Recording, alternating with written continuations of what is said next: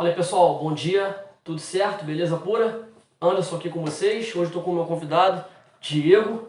É um ótimo dia para vocês. Hoje a gente vai conversar um pouquinho sobre um tema muito rico, tenho certeza que vocês vão gostar bastante. Hoje nós vamos falar sobre Cristo, né, como sumo sacerdote. Então hoje eu vou explicar para vocês basicamente o que o sacerdote faz, né? Por que Cristo é o sumo sacerdote? O que é sumo sacerdote? O que é isso? Né? E o objetivo disso tudo. Né? Então existe todo um propósito por trás disso. Né? Não é só saber que Cristo é o sumo sacerdote, mas entender o porquê que ele é sumo sacerdote, o que ele fez para ser isso, né? E no que isso reflete para nós hoje como cristãos. Beleza? O Diego vai começar aqui orando, né, para a gente já iniciar os estudos. E vamos lá. Pai querido, Pai amado, graças te damos nessa manhã. Senhor Deus, que a sua graça, que o seu entendimento, que o teu Espírito possa, Senhor Deus Pai, vir. E que o Senhor possa, Senhor Deus Pai, nos ajudar a entender um pouco mais da tua palavra. Toma a vida do Anderson em tuas mãos. Pai querido, Pai amado, que ele possa ser um canal do seu fluir, um canal da sua vontade. Que o Senhor venha falar através da boca dele, através da minha boca. Que nós possamos levar, Senhor Deus Pai, a tua palavra. E que o povo de Deus possa entender e compreender um pouco mais desse livro, Deus. Toma, Pai querido, cada pessoa que está ouvindo, cada pessoa que está assistindo essa aula, que o Senhor venha, Pai querido, Pai amado, a penetrar nos seus corações e que essa palavra venha, Senhor Deus Pai, se enraizar nos corações das pessoas, Deus. Toma nossas vidas em tuas mãos. Perdoai, Deus Pai, os nossos pecados, as nossas falhas, porque são muitas. Mas a tua misericórdia para conosco, Deus. Toma a minha vida e toma a vida, Senhor Deus Pai, do Anderson. É o que eu te peço e te agradeço. Amém. Amém. Então, pessoal, abram comigo aí em Hebreus, capítulo 5. Nós vamos ler do versículo 1, para começar, né, até o 9. Ok? Então, Hebreus 5, versículo 1 até o 9. Tá? E a gente vai falar um pouquinho do que é o sacerdote, né? O que fazia o sacerdote, né? Apesar de a gente já ter algumas aulas aqui, né? O próprio Diego já falou um pouco sobre isso, a Bruna também acabou falando sobre isso também, o Jefferson também falou sobre isso, mas é sempre bom reforçar para vocês entenderem o objetivo, né? O sacerdote, ele tinha o objetivo, né, de representar, né, assuntos do povo para Deus. E além disso, né, o sacerdote também era responsável, né, por colocar os sacrifícios, né, levar os sacrifícios até o altar, né? Ou seja, o povo pecava, né, e Deus exigia sacrifícios daquele povo, e o sacerdote ele era responsável por isso, tá? Existiam alguns requisitos, né, que o sacerdote precisava ter, tá bom? Vamos lá, discorrendo aqui em Hebreus 5:1 em diante, para a gente dar uma olhada. Então vamos lá. Porquanto todo sumo sacerdote, sendo escolhido dentre os homens, é designado para representá-los em questões relacionadas com Deus, a favor da humanidade, a fim de oferecer tantos dons quanto sacrifícios pelos pecados. Então, como eu acabei de falar, né, ele era responsável por isso. Tá? Então, ele era convocado por Deus. E ele era responsável, né, por levar as questões, né, da sociedade, do povo, até Deus, tá? E também por oferecer sacrifícios pelos pecados do povo. Existiam vários tipos de sacrifícios, né? A gente não vai entrar aqui nesse detalhe, até porque o que a gente vive hoje a gente vai começar a entender mais sobre isso. E aí, vamos lá. Versículo 2, ele vai dizer o seguinte: ele é capaz de compadecer-se dos que não têm conhecimento e se desviam, considerando que ele mesmo está rodeado de fraquezas. Então, duas coisas importantes aí. O sacerdote, antigamente, ele tinha compaixão pelo povo. Então, isso era uma característica importante. Né? Por quê? Porque ele também entendia que ele também era ruim, também era pecador. Ele não era, o sacerdote ele não era perfeito, vamos colocar assim. Né? Então ele entendia que o povo também tinha as fraquezas, assim como ele também tinha as fraquezas. E ele também oferecia, né, sacrifícios, tanto pelo povo quanto por ele também, pela família dele também. Né? Então por conta disso ele se compadecia e ele era rodeado de fraquezas. Versículo 3. Por esse motivo, deve oferecer sacrifícios pelos pecados, tanto do povo como em seu próprio favor, como eu acabei de dizer. 4. Ninguém, portanto, toma essa honra para si mesmo, senão quando convocado por Deus, como eu também falei, né? Então ele era convocado por Deus. Né? Ele não chegava, eu vou ser um sacerdote aqui, né? Igual a gente vê hoje. A pessoa, esse cara é legal, esse cara é bacana, ele vai ser um sacerdote. Né? Sacerdote não, né? Mas ele vai cantar lá no louvor da igreja. O Anderson é gente boa, o Diego é gente fina, então ele vai ser um professor de EBD porque a gente decidiu aqui, porque é isso aí.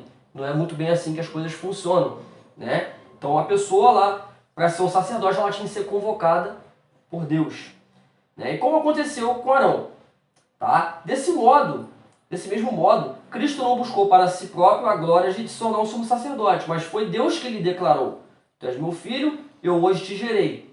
6. Revela em outra passagem: Tu és sacerdote para todo sempre, conforme a ordem de Melquisedeque. Durante seus dias de vida na terra, Jesus ofereceu orações, súplicas, em clamor e com lágrimas. Aquele que o podia salvar da morte, tendo sido ouvido por causa da sua reverente submissão. Mesmo considerando o fato dele ser filho de Deus, aprendeu obediência por intermédio das aflições que padeceu.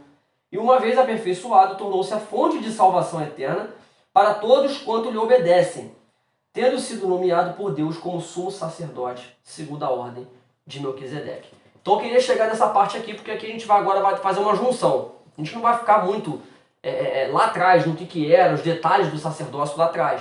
Até porque a ideia é a gente transcorrer sobre o objetivo, né, do autor de Hebreus a expor isso aqui para a igreja naquela época, para o povo naquela época, né? Porque o povo precisava entender o que era feito, né, o sacerdote antigamente e o que fez de Cristo um sumo sacerdote. Tá? Então, antes de mais nada, existe uma diferença muito grande entre sacerdote e sumo sacerdote. A gente tem a palavrinha sumo, S-U-M-O, sumo. O que é sumo? Tá? Eu vou ler para vocês aqui no dicionário o que é sumo. Sumo sacerdote, tá? Algo de extrema importância, tá? Fora do comum, extraordinário, o ponto mais alto, algo de mais importância, o ápice. Então por isso que Cristo, ele é o único que ele é declarado como sumo sacerdote, né, na Bíblia. Por quê? Porque ele é supremo, porque ele é grande. Tá? Então não tem nada igual, né, o maior ou igual ao sumo sacerdote Jesus Cristo. Diego, você quer falar alguma coisa sobre isso daí? Sim, e Anderson, é interessante a gente ver que a lei ela dá toda uma descrição e uma especificação de quem poderia ser sacerdote e quem poderia ser sumo sacerdote. Mas ao mesmo tempo que o autor faz essa alusão da figura do sumo sacerdote, que para os leitores dele era importância, porque na verdade ele queria trazer para os leitores dele o entendimento e a importância de Cristo, porque vamos lembrar que o povo hebreu, em sua maioria, eram judeus ortodoxos, judeus que conheciam muito bem a Torá, conheciam a figura do sumo sacerdote. Então, uma forma de trazer esse entendimento e essa exemplificação, o autor traz a figura de Cristo e a gente sabe que ele realmente é o verdadeiro sumo sacerdote, porque ele veio cumprir a lei de Moisés, ele veio cumprir a vontade de Deus, ao mesmo tempo também que essa pessoa, esta figura e o papel que ele desempenhava dentro do arraial do povo de Deus era de uma importância grandiosa. Seja como um líder espiritual, entre aspas, vamos botar assim, como referência de Deus aos homens, seja como pessoa, porque o sumo sacerdote também era uma pessoa, padecia das mesmas fraquezas que nós padecemos. E é interessante que Cristo ele veio como sumo sacerdote justamente nessa linha. Ele veio em carne, João fala muito isso, e o verbo se fez carne, a ação se fez carne e habitou. Quando ele se tornou carne, ele começou a compreender a minha e a sua fraqueza e a entender como o ser humano vive. Entendeu? Era importante o autor fazer essa referência para começar a incutir na cabeça dos leitores de que Cristo era, em sua pessoa, o sumo sacerdote. A pessoa de Deus na terra, a referência de Deus na terra. Muito bom, cara. Exatamente o que você falou, né? E isso aqui é até sobre o que eu vou ler também agora. Porque ele diz aqui, né, que ele foi tentado de todas as formas. Né? Então o próprio Cristo ele foi tentado de todas as formas como homem. Né? E por esse motivo, né, ele diz aqui, ó, porém, sem pecado algum. Né? Então ele foi o único que foi tentado, foi afligido, foi perseguido. E mesmo assim, ele não teve pecado. Ele foi perfeito, ele foi santo. É por isso que Deus o exaltou. Por isso que ele é o nosso grande sumo sacerdote e nós temos um sacerdócio eterno. Agora a gente vai entender por que disso. Né? Porque, como o Jefferson muito bem disse aqui numa aula, né, sem derramamento de sangue, não pode haver remissão de pecados. Então a gente vai precisar entender que precisou ser feito um sacrifício para que a gente tivesse hoje, ter essa estrutura hoje como igreja. Né? A gente vai começar a entender isso. Né? Em Hebreus 4, versículo 14 até o 16. Diz o seguinte, ó, tendo em vista que temos um grande sumo sacerdote, que foi capaz de adentrar os céus, Jesus, o Filho de Deus. Mantenhamos com firmeza nossa declaração pública de fé, pois não temos um sumo sacerdote que não seja capaz de compadecer-se das nossas fraquezas, mas temos um sacerdote supremo, que a nossa semelhança foi tentado de todas as formas, porém sem pecado algum. Portanto, acheguemo-nos com toda a confiança ao trono da graça, para que recebamos misericórdia, encontremos o poder que nos socorre no momento da necessidade. Então aqui a gente vai começar a entender, né, o que é isso, tá? Porque a palavra ela deixa bem clara que Cristo ele tem um sacerdócio perene e ele tem um sacerdócio eterno. Por quê? Porque ele fez um sacrifício definitivo. Então quando ele morre na cruz e derrama sangue, ele próprio se entrega como sacrifício. A gente vai ler lá na frente que tipo de sacrifício foi esse. Foi um sacrifício santo, inculpável, perfeito, sem mancha, sem mácula. Né? E por isso que ele tem um sacerdócio perene, por isso que ele tem um sacerdócio eterno, porque o sacrifício dele foi definitivo. Então aquele sacrifício que tinha antigamente, né, de períodos, do cara sempre estar lá, o sacerdote lá, fazer um sacrifício, isso acabou. Não existe mais isso. Né? Existem religiões hoje que ainda fazem sacrifícios, né, de animais, vários tipos de religiões. Né? Elas estão presas na lei, naquilo que foi pregado lá no princípio. Lá na época lá de Moisés, no povo. Né? Então a gente precisa entender agora que tipo de sacerdócio que a gente está tendo hoje. Nós estamos debaixo do sacerdócio de Cristo.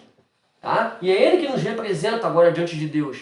E Ele não é um sacerdote qualquer. Ele é um sacerdote perfeito. Perfeito. Até mesmo porque, desculpa, Anderson, o sacrifício naquela época ele era feito para expiar os pecados. Mas, ao mesmo tempo, o povo meio que se acostumou a pecar, sacrificar, pecar, sacrificar. E ficava nessa dualidade, não havia essa conversão. Cristo veio justamente para trazer essas boas novas como sumo sacerdote e orientar o povo o caminho que deveria seguir. A forma como deveriam fazer. Entendeu? O sacrifício de Cristo na cruz veio para trazer um fim a uma modalidade de sacrifícios em que não havia sentimento, mas ritualidade. Pequei, sacrifiquei. Pequei, sacrifiquei. Não se havia uma valorização do sacrifício. E em Cristo a gente vê. Porque você morrer pelo pecado de um e de muitos, e um pecado que não foi você que cometeu, ou seja, o peso desse sacrifício e a forma como o sumo sacerdote leva esse sacrifício que é o diferencial. É importante a gente entender isso. O sumo sacerdote ele era a pessoa que fazia a expiação dos pecados junto com o povo. Sacrificava dele e do povo. Então, ou seja, era a pessoa que estava em íntima conexão com o Pai. E essa é a realidade de Cristo. Cristo é essa conexão. A Bíblia diz, só existe um caminho, só existe uma forma, só existe uma ponte, só existe um jeito.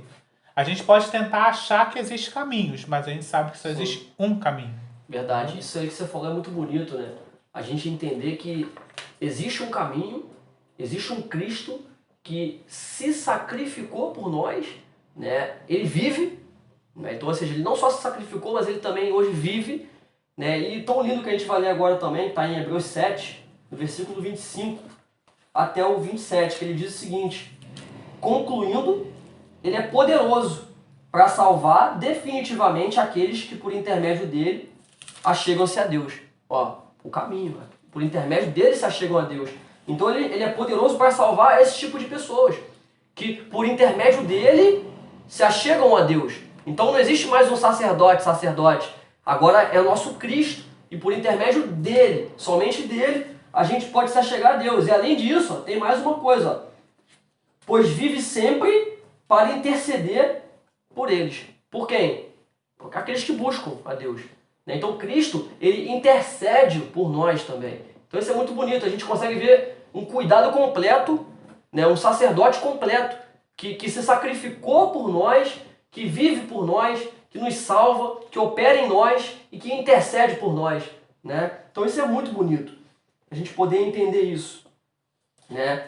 E aí ele continua aqui dizendo, certamente estávamos necessitados de um sacerdote como esse, santo, inculpável, puro, apartado dos pecadores, exaltado acima dos céus. Ó. Diferentemente dos outros sumos sacerdotes, ó, lá de trás, ó, ele não precisa oferecer dia após dia sacrifício, que oferecem primeiro por seus próprios pecados e somente depois pelos pecados do povo. Ó. Porque no momento em que ofereceu a si mesmo, realizou esse sacrifício de uma vez por todas, como o Diego bem falou. Ou seja, ele ofereceu esse sacrifício de uma vez por todas. E é por mim e é por todo mundo que ainda vai pecar.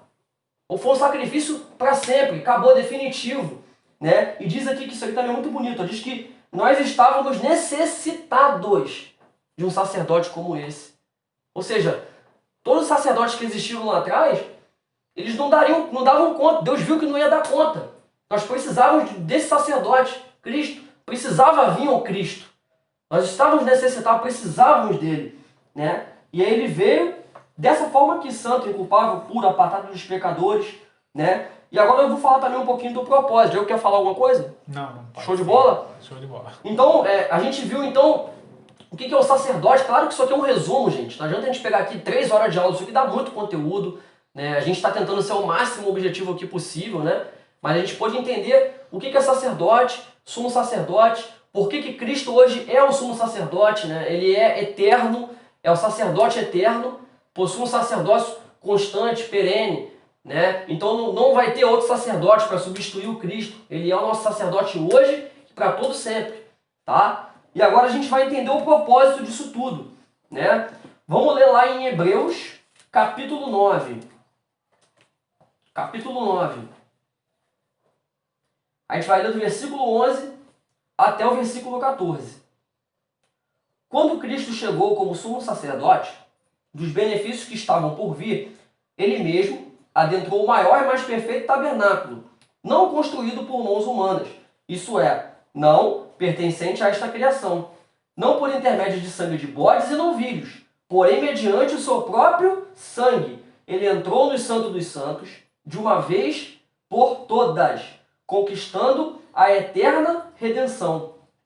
Portanto, se o sangue de bodes e de touros e as cinzas de uma novilha espalhadas sobre os que estão cerimonialmente impuros os santificam, de forma que se tornam exteriormente puros, quanto mais o sangue de Cristo, que mediante o Espírito, com E maiúsculo, eterno, se ofereceu de forma imaculada a Deus, purificará completamente a nossa consciência de comportamentos que conduzem à morte, para que sirvamos o Deus vivo. Então é aqui que eu quero concluir, para vocês entenderem o propósito de tudo isso. Né? Entender que o sangue de Cristo foi derramado com um propósito específico, salvar a nós, nos salvar. Né? E a gente entender no último versículo aqui que diz, olha, para que sirvamos ao Deus vivo. Então é muito importante a gente entender isso e refletir sobre isso. O sacerdote que temos hoje conosco, Cristo é o nosso representante, é o nosso sumo sacerdote, foi aquele que morreu por nós, que derramou seu sangue, né? Para quê? Para que a gente fosse perdoado. E para que a gente fosse perdoado para fazer algo. Não é só simplesmente ele morreu e a gente continuar vivendo a mesmice, vivendo a nossa vida medíocre, de pecador, mas para a gente se arrepender e servir ao Deus vivo.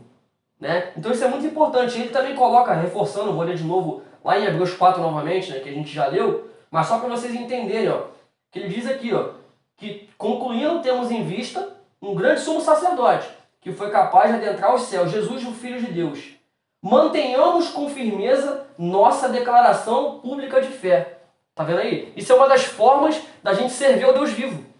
Mantendo firmemente, mantendo com firmeza, publicamente a nossa declaração de fé. Por meio do nosso testemunho, por meio da pregação do Evangelho. Então esse é o propósito de Deus para a nossa vida. E para isso que a gente tem um sacerdote. Porque nem sempre, a gente como cristão, a gente é pecador.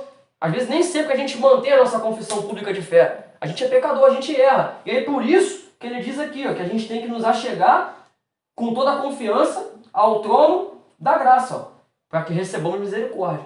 Então, poxa, cara, eu pequei nisso aqui, eu sou pecador, eu não servi ao Deus vivo, conforme a Bíblia diz pra gente, né? Eu não declarei publicamente o Cristo.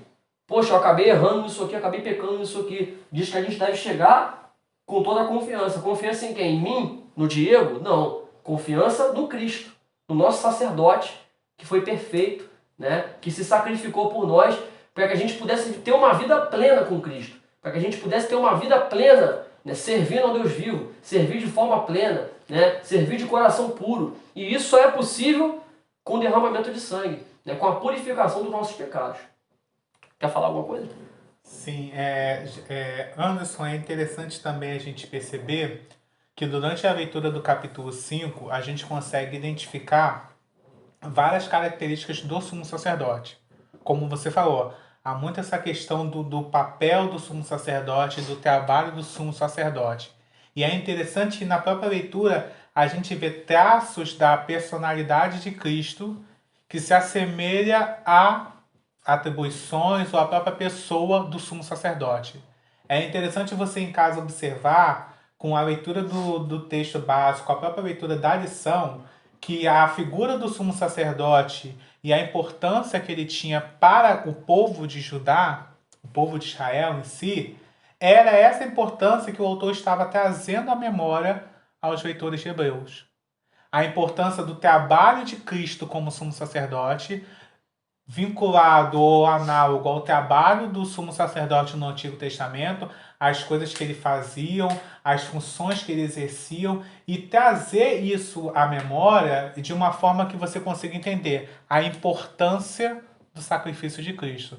Foi interessante você ver muito essas partes. O sumo sacerdote ele exemplifica a importância do trabalho de Deus, do zelo de Deus na figura de uma pessoa, no caso nosso, na figura de Cristo. Muito bom, cara, muito bom. Deixo como reflexão para vocês, né? Estarem lendo, né? Como eu já falei aqui, a gente está estudando muitas coisas do livro de Hebreus. Leiam bastante esse livro, tem muita riqueza ali dentro, muitos detalhes, né? E uma aplicação, né, para vocês, além de ler, né? Que isso aí eu acho que é o dever de todo cristão, é ler a Bíblia. Né? A gente não precisa estar aqui falando todo domingo, porque é para você ler a Bíblia. Mas é uma aplicação importante, que é para vocês levarem, né? Para vocês refletirem em casa, estarem aplicando isso no dia a dia de vocês, né? Como que a gente tem visto isso, né? A gente não, como diz também em Hebreus, né? Não desprezar a grande salvação, né? Entender o que Cristo fez por nós e não desprezar isso. Entender quem Cristo é, o sacerdote que Ele é para nós, né? E a gente valorizar isso, né? Como a nossa própria vida, né? Que a gente possa entender que isso é mais importante do que qualquer coisa, né? Entender que nós temos o Cristo ao nosso favor, que temos o Cristo intercedendo por nós, cuidando de nós, né? Vivendo, né? E estando conosco, né? Todos os dias, nos ensinando, nos orientando, nos guiando, nos direcionando, né? Então que a gente possa entender isso e mostrar isso no nosso dia a dia, refletir isso no nosso dia a dia, porque o autor de Hebreus falou muito bem disso, né? Que tendo todo esse entendimento, a gente precisa manter firme a nossa declaração de fé, né? Então, em meio que a gente está vivendo hoje, né? Nessa pandemia, tanta coisa acontecendo, né? Ah, mas poxa, a gente não está sempre com muita gente, mas tem as redes sociais, né? Eu vejo tanta gente postando tanta bobeira, tanta asneira, né? Então, que tal a gente começar a postar coisas que edificam, coisas que vão agregar valor, que vão gerar valor, que vão ensinar, que vão edificar, que vão transformar pessoas, usar as redes sociais, né? Para coisas que são frutíferas. Acho que tudo isso vai fazer com que nós venhamos a valorizar aquilo que Cristo tem feito na nossa vida. Amém, galera? Então, acho que é isso, tá? Tamo junto. Leia as escrituras, qualquer coisa que estamos à disposição de vocês. Obrigado aí, Diego, né? Por mais um Obrigado a dia você, aí, sua presença. essa aula maravilhosa. E é isso aí, galera. Tamo junto. Um abração. Tchau, tchau.